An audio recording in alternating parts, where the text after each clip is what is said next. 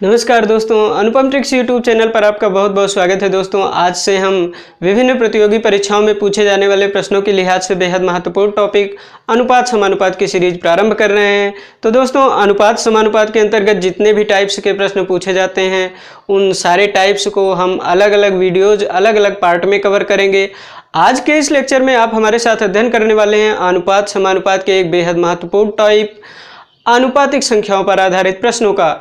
तो आनुपातिक संख्याओं पर पूछे जाने वाले प्रश्नों पर हम बात करें उससे पहले हम आपको अनुपात समानुपात के बारे में बेहद संक्षिप्त एवं बेसिक जानकारी दे दें। तो अनुपात समानुपात के बारे में आप थोड़ा सा जान लीजिए। अनुपात दो या अधिक संख्याओं या राशियों का तुलनात्मक संबंध होता है। दोस्तों, तो अनुपात में अगर हम दूसरे शब्दों में कहें तो अनुपात दो या अधिक राशियों को बताता है कि वे एक दूसरे से किस प्रकार संबद्ध हैं, किस प्रकार एक दूसरे पर निर्भर हैं। अर्थात एक संख्या के परिवर्तित होने से दूसरी संख्याएं किस प्रकार उसी के अनुसार परिवर्तित होती हैं, ये बताता है अनुपात। और अगर बात करें गणितीय भाषा में, मैथमेटिकली अगर हम बात करें तो भिन्न का ही दूसरा रूप अनुपात होता है। जैसे कि कोई भिन्न है a/b, कोई भिन्न है a/b, तो इसको अनुपात के रूप में भी लिखा जा सकता है a/b। तो ये हो गया अनुपात। अब अनुपात के कई सारे प्रकार होते हैं, जिनमें से एक प्रकार है समानुपात। तो समानुपात के बारे में थोड़ा सा जान लीजिए। समानुपात क्या होता है दोस्तों? जब दो अनुपात एक दूसरे के बराबर हों, जब दो अनुपात एक दूसरे के बराबर हो, जैसे कि a/b बराबर है c/d के, तो इसको लिखा जा सकता है a/b समानुपात c/d। तो जब दो अनुपात बराबर होते हैं तो उसे ही समानुपात कहते हैं। अब इनकी चार संख्याओं के बारे में भी जानना जरूरी है, क्योंकि समानुपात में चार संख्याएं आप देख रहे हैं। तो इन संख्याओं का नामकरण जो है वो महत्वपूर्ण है। तो इन संख्याओं के क्रम के अनुसार से ही इनका नाम दिया जाता है। जैसे पहली संख्या को प्रथमानुपाती कहेंगे, दूसरी संख्या को द्वितीयानुपाती, तीसरी संख्या को तृतीयानुपाती और चौथी संख्या को चतुर्थानुपाती कहा जाता है। तो इसको सॉल्व करने का तरीका हम प्रश्नों के माध्यम से आपको बताएंगे, लेकिन यहाँ पर किस प्रकार के प्रश्न पूछे जाते हैं उसके बारे में आपको बता दें। तो यहाँ से दो टाइप के प्रश्न पूछे जा सकते हैं समानुपात में। एक तो ये होता है कि जब आपको तीन संख्याएं दी जाएंगी तो एक संख्या पूछ ली जाएगी, उनमें से कोई तीन संख्याएं दी रहेंगी और एक संख्या उसमें से पूछी जाएगी कोई ना कोई। या फिर क्वेश्चन इस प्रकार पूछा जा सकता है कि सिर्फ दो ही संख्याएं दी रहें, तब इन प्रश्नों को कैसे आसानी से सॉल्व करेंगे, कैसे लगाते हैं।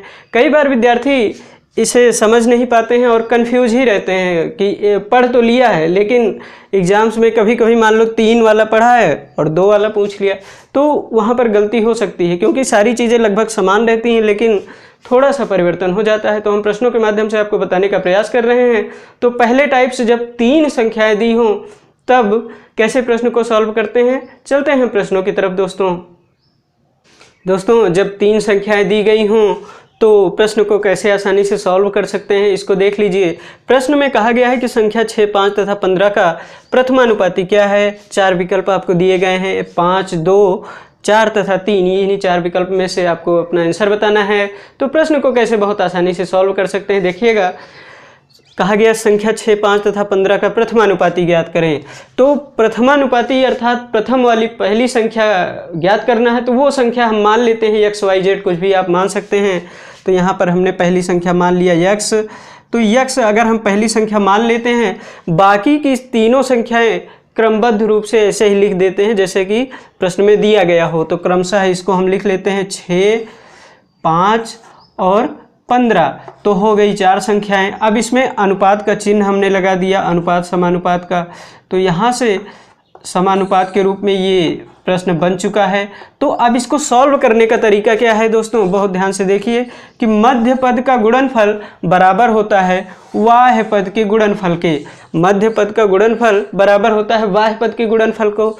तो इसको लिख लेते हैं x गुणे 15, x गुणे 15 बराबर 6 गुणे 5 अर्थात 30। तो x का मान यहाँ से निकाल लेंगे तो x का मान कितना आ जाएगा, 2। तो इस प्रकार प्रथमानुपाती क्या आ गया? 2। दूसरा विकल्प सही हो जाएगा। अगले प्रश्न पर बात करते हैं दोस्तों। अगला प्रश्न है, इस प्रश्न में कहा गया है दोस्तों कि संख्या 4, 9 तथा 12 का द्वितीय अनुपाती ज्ञात करें। दोस्तों 3 संख्याएं दी गई हैं, चौथी संख्या आपसे पूछा है, द्वितीय अनुपाती पूछा है, तो अर्थात दूसरी संख्या हमें मान लेनी है। बाकी का क्रम वैसे ही रहेगा। पहली संख्या हम 4 लिख लेते हैं और दूसरी संख्या, चूँकि द्वितीय अनुपाती पूछा है तो दूसरी संख्या हम यक्ष मान लेंगे, तीसरी संख्या हम 9 लिखेंगे और चौथी संख्या 12। तो क्रमबद्ध रूप से हम इसको ऐसे लिख देंगे। अब अनुपात समानुपात का चिन्ह इसमें लगा देते हैं। तो इस प्रकार हम प्रश्न को लिख लेते हैं। अब चूँकि मध्य पद का गुणनफल बराबर होता है बाह्य पद के गुणनफल के, तो इसको सॉल्व करने का तरीका क्या है? 9 गुणे यक्ष बराबर हो जाएगा 12 गुणे 4 के, 12 गुणे 4। तो इसको सॉल्व कर लेंगे। यक्ष का मान कितना आ जाएगा? 48/9 अर्थात 16/3 हमारा आंसर हो जाएगा। तो इस प्रकार कौन सा विकल्प सही हो जाएगा? तीसरा विकल्प। तो द्वितीय अनुपाती पूछा जा सकता है, प्रथमानुपाती, तृतीय और चतुर्थानुपाती भी ऐसे ही पूछा जा सकता है। तो अगले प्रश्न पर बात कर लेते हैं। अगला प्रश्न है दोस्तों, इस प्रश्न में कहा गया है कि संख्याएं 20, 25 एवं 30 का तृतीय अनुपाती ज्ञात करें। तो दोस्तों इन प्रश्नों को लगाने का तरीका बिल्कुल सेम ही है। संख्याएं हो सकता है परिवर्तित रहें, तो इस पर आधारित बहुत सारे प्रश्न पूछे जाते हैं। तो इसको लगाने का तरीका वही रहेगा। हम तृतीय अनुपाती पूछा है तो तृतीय संख्या जो तीसरी संख्या है उसको मान लेते हैं, बाकी को क्रमबद्ध रूप से लिख लेते हैं। 20, 25, अब तीसरी संख्या हमें मान लेनी है क्योंकि तृतीय अनुपात पूछा है तो तीसरी संख्या हम यक्ष मान लेते हैं, बाकी चौथी संख्या हम 30 लिख लेते हैं। अब अनुपात समानुपात का इसमें चिन्ह लगा देते हैं। तो अनुपात समानुपात का चिन्ह लगाने के बाद सरल करने का तरीका क्या है? मध्य पद का गुणनफल बराबर होता है बाह्य पद का गुणनफल, अर्थात 25 गुणे x बराबर 20 गुणे 30। तो इसको सॉल्व करेंगे तो सॉल्व करने पर आंसर क्या मिल जाएगा? x का कितना आ जाएगा?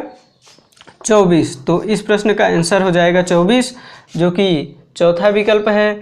तो इस प्रकार चौथा विकल्प सही हो जाएगा। अगले प्रश्न पर बात करते हैं दोस्तों। अगला प्रश्न है, इस प्रश्न में कहा गया है कि 12, 16 तथा 18 का चतुर्थानुपात क्या है, ये ज्ञात करना है। 4 विकल्प आपको दिए गए हैं, 20, 27, 18 और 24। इन्हीं 4 विकल्प में से अपना आंसर बताना है। तो प्रश्न को कैसे बहुत आसानी से कर सकते हैं? चतुर्थानुपाती ज्ञात करना है तो चौथी संख्या हमें माननी है, बाकी की तीनों क्रमशः लिख लेनी है। तो हमने लिखा 12, 16, 18 और चौथी संख्या मान लेंगे x, क्योंकि चतुर्थानुपात ही पूछा गया था। तो अनुपात समानुपात का चिन्ह यहाँ पर लगा दीजिए, सिर्फ समझने के लिए है। बाकी जब आप लगाने लग जाएंगे तो बिना लिखे भी इनको सॉल्व कर सकते हैं। तो 16, 18 मध्य पद का गुणनफल होता है बाह्य पद के गुणनफल के। तो 12 गुणे यक्ष बराबर हो जाएगा 16 गुणे 18। तो इसको सॉल्व करेंगे तो आंसर क्या आ जाएगा? आंसर आ जाएगा 24। 16, 18 का गुणा कर लीजिए, 12 से डिवाइड कर दीजिए, तो आंसर क्या आ जाएगा? 24। इस प्रकार विकल्प कौन सा सही हो जाएगा? चौथा विकल्प। तो ये रहा दोस्तों, जब आपको 3 संख्याएं दी गई हों तो इतने टाइप से प्रश्न पूछे जा सकते हैं, अर्थात चारों संख्याओं पर आधारित प्रश्न पूछे जा सकते हैं। अब हम आपको बताएंगे कि जब सिर्फ 2 संख्याएं दी गई हों तब प्रश्न कैसे पूछा जाता है और उसको कैसे आसानी से सॉल्व करते हैं। तो चलते हैं अगले प्रश्न पर। दोस्तों जब 2 संख्याएं दी गई हो तो प्रश्न को कैसे बहुत आसानी से कर सकते हैं, इसको समझ लीजिए थोड़ा सा। कहा गया है प्रश्न में कि संख्या 12 तथा 8 का प्रथमानुपाती क्या है, ये ज्ञात करना है। 4 विकल्प 16, 12, 18 और 20 दिए गए हैं। तो दोस्तों सबसे पहले तो हम आपको बता दें कि जब 2 संख्याएं कभी भी दी गई हों तो सिर्फ 3 अनुपात ही पूछे जा सकते हैं। वो अनुपात कौन कौन से?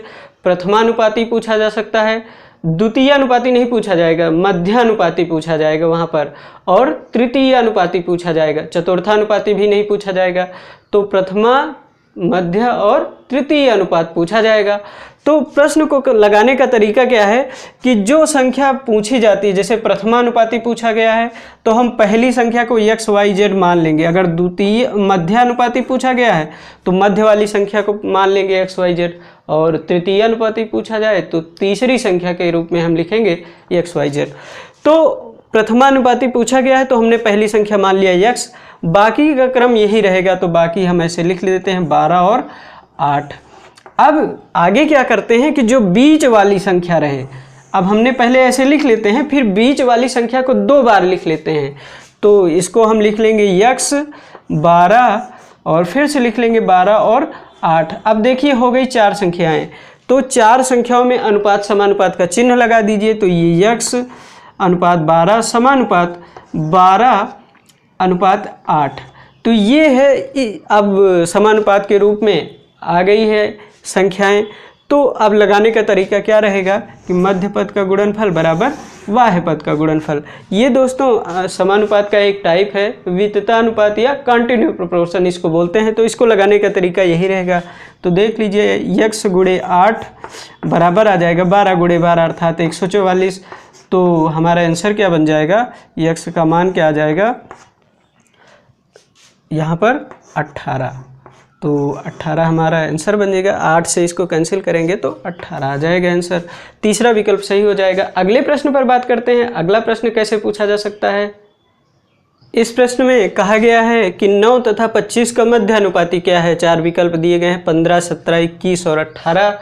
तो दोस्तों कई बार क्या होता है कि विद्यार्थी बहुत सारे फार्मूले रटते हैं। अगर आप भी फार्मूला रटने का शौक़ रखते हैं तो एडवांस मैथ में इतने सारे फार्मूले हैं कि आप अगर रट लेंगे तो बहुत अच्छी बात होगी। लेकिन यहाँ पर हम आपको नहीं सजेस्ट करेंगे कि आप फार्मूला रटिए, कॉन्सेप्ट को समझिए, क्वेश्चन को कैसे लगा सकते हैं। संख्याएं चाहे जो कुछ दी रहें, लगाने का तरीका यही रहेगा तो हमारा आंसर भी सही आएगा। तो प्रश्न को कैसे आसानी से लगा सकते हैं देखिएगा। 9 तथा 25 का मध्यानुपाती क्या है। तो मध्यानुपाती पूछा है तो हम मध्य वाली संख्या को मान लेंगे। तो मध्य वाली संख्या को मान लेंगे x, बाकी की संख्याएं लिख लेंगे ऐसे ही। तो अब हमारे पास हो गई 3 संख्याएं, 9, x और 25, 3 संख्याएं हो गई। तो बीच वाली संख्या को हम रिपीट कर देते हैं 9, x और 25। अब 4 संख्याएं बन गई हैं और इनको अनुपात समानुपात की तरह आप सॉल्व कर सकते हैं। तो यहाँ पर 9 अनुपात x समानुपात x अनुपात 25। तो अब इसको सॉल्व करने का तरीका क्या है कि मध्य पद का गुणनफल बराबर बाह्य पद का गुणनफल। तो x गुणे x अर्थात x स्क्वायर बराबर हो जाएगा 9 गुणे 25। तो x का मान क्या आ जाएगा, यहाँ से अगर 9 का रूट निकालें और 25 का तो आ जाएगा 15। तो इस प्रकार इस प्रश्न का आंसर बन जाएगा 15, जो कि पहला विकल्प है। अगले प्रश्न पर बात करते हैं। अगला प्रश्न है दोस्तों, इस प्रश्न को कैसे आसानी से लगा सकते हैं देखिएगा। 12 तथा 30 का तृतीय अनुपात है। 4 विकल्प आपको दिए गए हैं 55, 60, 75 और 45। 4 विकल्प में से अपना आंसर बताना है। 2 संख्याएं दी गई हैं, तृतीय अनुपात पूछा है तो बाकी की संख्याएं क्रमबद्ध हम लिख देते हैं 12 और 30। और तृतीय अनुपात पूछा है तो तीसरी संख्या मान लेते हैं x। अब बीच वाली संख्या को कर देते हैं रिपीट। तो यहाँ 12, 30, फिर से लिख लेते हैं 30 और x। अब अनुपात समानुपात का चिन्ह लगा दीजिए। यहाँ पर अनुपात, यहाँ पर समानुपात और यहाँ पर भी अनुपात लिख लेते हैं। तो मध्य पद का गुणनफल बराबर होता है बाह्य पद का गुणनफल। तो 12 गुणे x बराबर होता है 30 गुणे 30, चूँकि मध्य पद का गुणनफल बराबर बाह्य पद का गुणनफल। अब 12 गुणे x यहाँ पर लिखेंगे तो x का मान क्या आ जाएगा, x का मान यहाँ से मिल जाएगा 30 गुणे 30 अर्थात 900/12। अगर इसको सॉल्व करेंगे तो आंसर मिलेगा 75। तो इस प्रकार हमारा आंसर कौन सा सही हो जाएगा, तीसरा विकल्प। अगले प्रश्न पर बात करते हैं। अगला प्रश्न है, इस प्रश्न में कहा गया है कि x और y ऐसी 2 संख्याएं हैं जिनका मध्यानुपात 9 है और तृतीय अनुपात 243 है।